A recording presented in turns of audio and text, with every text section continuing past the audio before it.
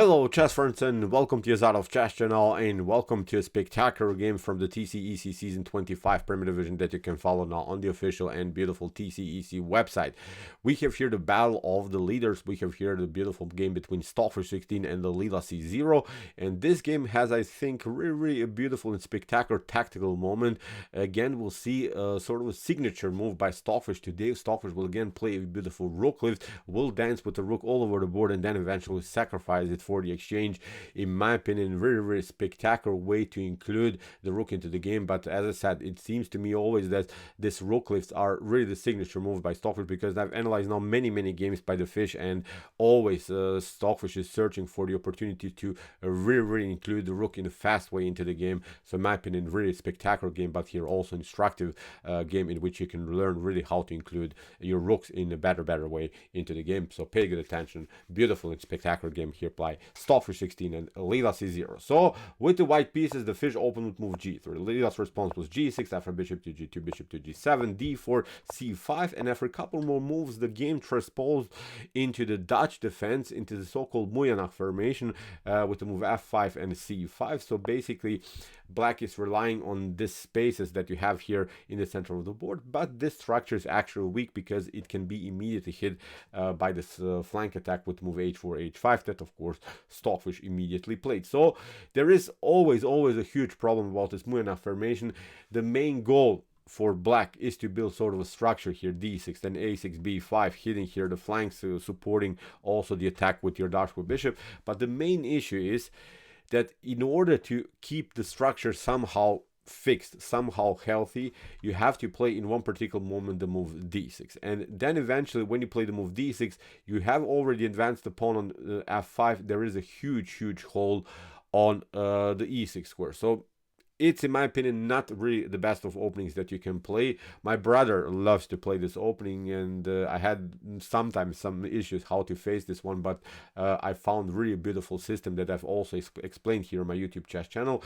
One of the good methods to beat this Mujanach formation is to go into this very tricky knight to h3, knight to f4 line, in which when your opponent is trying then to play the move d6, then you have already your knight here on f4, and then you're hitting simply the main structural weakness. So it's, I think, really tricky idea for black to handle, so pay good attention. I think this is the way to go. This is really one of the best methods to beat this unpleasant opening at the beginning, but if you know what you're doing, I think you can destroy this Mujanach formation in a good way. So here after move h4, knight to f6, we have knight to h3. As I said, knight to f4, hitting the weak square on e6. So far it's not weak, but as I said, in order to keep the structure somehow healthy, black has to play in one particular moment the move d6. And that's exactly what happened. Here we have knight to f4 immediately, and here the e6 is now weak. So we have kingside castling. We have now the move a4. Here we have knight to a6, so this move a4 of course prevents b5.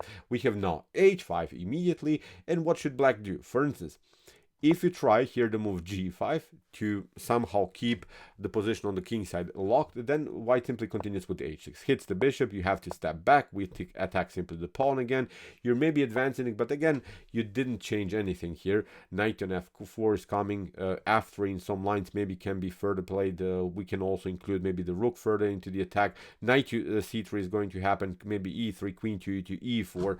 So we will eventually break now the structure here. The e4 goal now is, I think, the main goal in this types of position, to break and enter here in the center of the board. So maybe black continues something like knight to c7, we continue knight to c3, and as I said, e4, and this is the way to go.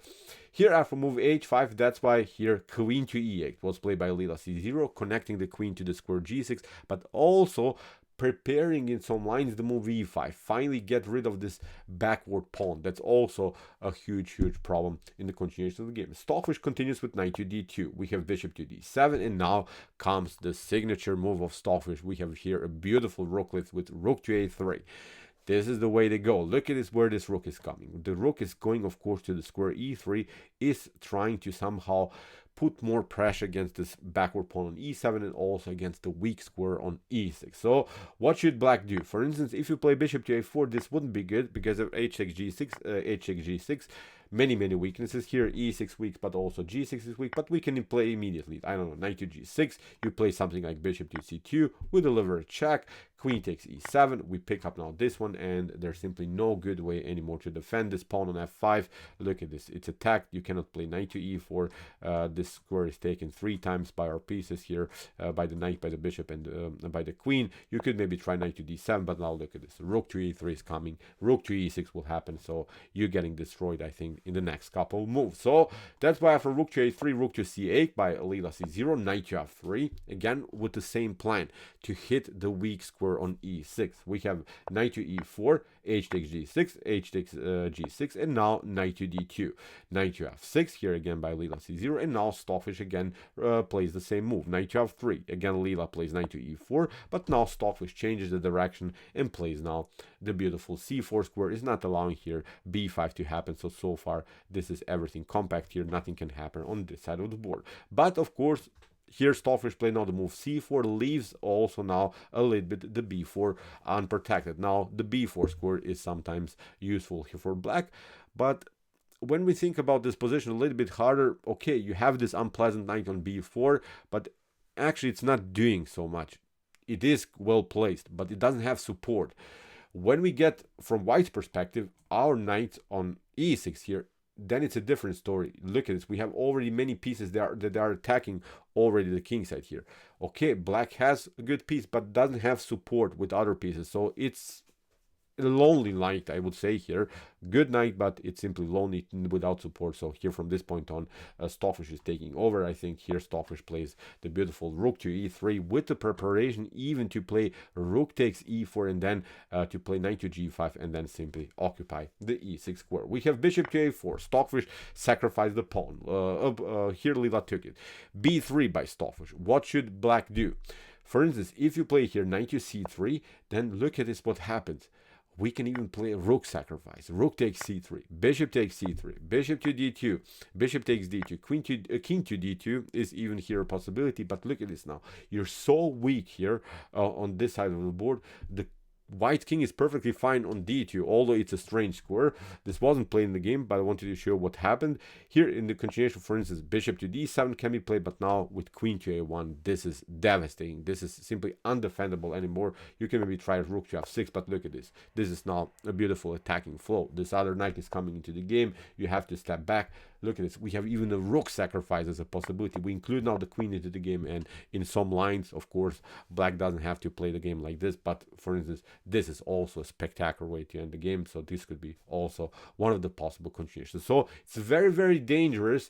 Look at this, to simply give up the defense by playing with your dark square bishop. The dark square bishop here in these types of positions is always a good attacking piece, but it also has to be a very, very important defensive piece in front of black's king, because you don't have any good defenders anyway here in front of black's king. So that's why it's not so good to trade it off further. So here, that's why after move b3, Leela C Zero retreated with bishop to d7, and now Stockfish goes for this plan. Rook takes e4.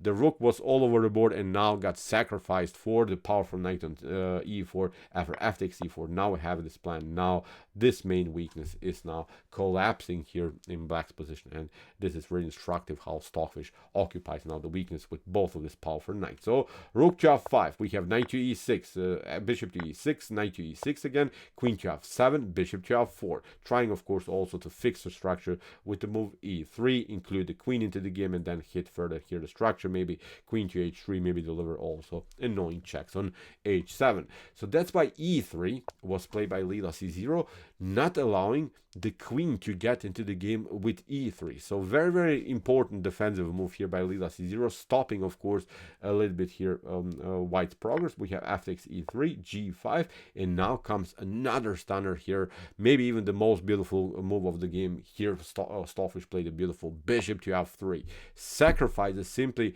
the bishop on f4. Really, really wild stuff. But when you think about it harder, look at this. After g takes f4 and g takes f4, here basically black is defending the position only with 2 pieces.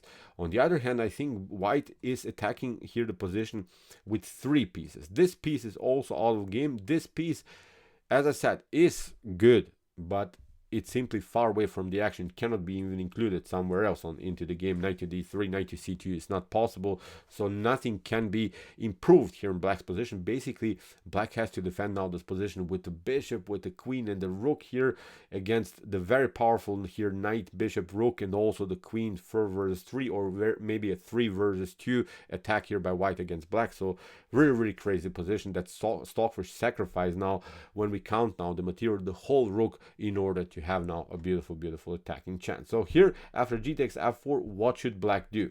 For instance, if you try bishop to f6, then the problem is now this plan by white. King to f2, this wasn't also played in the game, but look at this. Let's see a bad move here for black. a6, then after this one you cannot even cover it. Bishop to g7. Now we play bishop to g4, hitting the rook, you retreat. But now with bishop to h5, we're hitting the queen, and now we have to step back from the defense, and we'll simply take out here the bishop on g7. We'll probably even take out the queen, so it's not good here to play the game like this. Even if you try rook to f6 immediately, then again the same plan. The bishop to h5 move is very dangerous.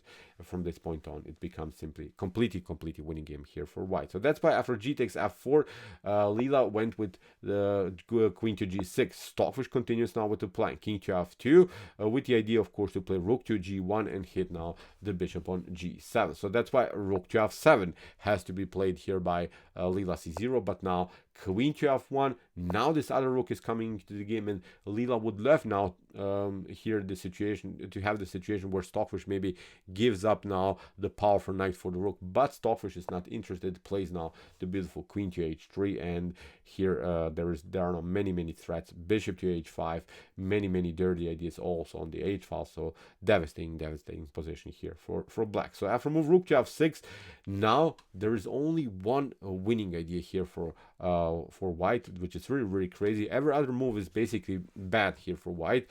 The only winning idea is actually here beautiful knight takes g7. Really crazy position. Let's see. For instance, if you would have played the move rook to g1, which seems tempting, they actually look at this. After rook to e6 and something like, I don't know, here rook to g6, we can even pick up now here the piece, and white has lost too much material here. The attack is splashed. Black will include now this other rook into the game. Will eventually find, I think, also maybe a way somehow to get the knight back into the game somehow. But as I said, white simply lost too much material. This is not a good continuation here for white. So that's why here knight takes g7. Here in the game we have queen to g7. If you play here king takes g7, then it's not good, of course. Here rook to g1 is winning the game here for white. So that's why queen to g7. Now Stockfish continued with bishop to e4. Very interesting stuff. For instance, if you try here rook to f7 to maybe create yourself somehow breathing spaces, then rook to g1 is again winning the game on spot. You cannot even cover because the bishop is targeting the g6 square. Really wild stuff. So here from move bishop to e4, that's why Leela played a very dangerous move rook takes f4. But after e takes f4, rook to f4, Stockfish has now this beautiful square for the piece. Nothing can be played here for black. White is attacking the position further, so it becomes now simply a devastating game here for black. So we have queen rook to g4, another beautiful check by Stockfish, queen to f8, rook to f1. Here we have rook king to e8, and now king to f3. Very beautiful move here by Stockfish, attacking simply the rook. If you retreat with your rook here on g5, then you have this beautiful check, queen to c8, and now another check is coming. You have to now cover with the queen, and again the game is over here for black. So that's why after king to f3, Leela played rook to g3, allowed now here Stockfish to take out now the rook. After queen to g3 and queen to h7, this should be now completely winning, because here white is finally out up the exchange, has now played this beautiful attack, has played now many beautiful tactical sequences, and has now a much better continuation. Really beautiful attack here by Stockfish. 16. We have queen to g4, king to d8, rook to g1. Stockfish simplified the game by trading off more pieces, and now simply included the king into the game. B4 you cannot take, of course. The knight white is hanging, so that's why Leela took now this pawn on e2, but Stockfish makes further progress, is targeting now also the weak pawn on a7, knight to c3, here knight to a4, Stockfish of course attacks the pawn, again attack against the knight, again a new attack, and now finally grab now this pawn on a7. We have king to c7, we have king to c3, king to c8, another check, we have king to d3, and now Stockfish simply included now the piece into the game. Maybe here a better way is to somehow play the move e6, maybe here for Leela C Zero, simplifying the game, because after d takes e6, king to e6, maybe white will attack again, and okay, but still, look at this rook is coming into the game. In one moment the d6 will become weak, so although we have to say it, white has also some worries about the c4 pawn, but first we can, I think, protect it, then play something like, I don't know, here rook to f4, and then of course go with our king around. When the king comes here on e6 or something, then of course it's a messed up game for black. So this is of course one of the options. So here after move rook to c2, Leela went with king to d8, Stockfish includes now the king into the game. We have here rook to c1, again king to d8, king to f5, we have king to d7, and now rook to c2. What should you do? For instance, if you play knight to a4, then again the king is coming into the game. You can play this move e6 as we said, but again we deliver check. When the king comes closer, this is again a messed up game. Rook to e7 is going to happen, then king to e6, again not a good continuation here for black. Here from rook to c2, we have knight to c8, king to g6, here king to e8, rook to h2. Finally the rook is coming into the game. Stockfish protects now of course the pawn on c4, we have king to d8, and now finally the king is coming in a beautiful way into the game. Now the clear target is the weak pawn on e7. Sorry about that. So where did we stop? When the rook was here. Okay, now Leela C Zero played knight to a4, we have king to e6, now king takes e7, now the position is collapsing here for Leela C Zero. Stockfish simply promoted into a new queen here after a couple more moves, included now the queen into the game. The rook is coming, now after a couple of checks here, Leela C Zero got checkmated with the move queen to d1. So this was very beautiful game, with a beautiful rook lift in the center of the board. The rook ended on e3, was sacrificed, then on e4, provoked with this move weaknesses around the square e6. Really beautiful, spectacular attack here by Stockfish 16, in my opinion. Really beautiful progressive idea how to beat this Muyana formation of black. So okay, I hope that you enjoyed this game. Really interesting ideas here by white. If you want to see more epic brutal attacking games like this, check out our Common Chess Games Play by Computer series. Here are some links of some games that we have analyzed before, and if you like this content, don't forget to subscribe to my channel. See you soon with some more videos, and what do we say in the end? Chess is the best, of course.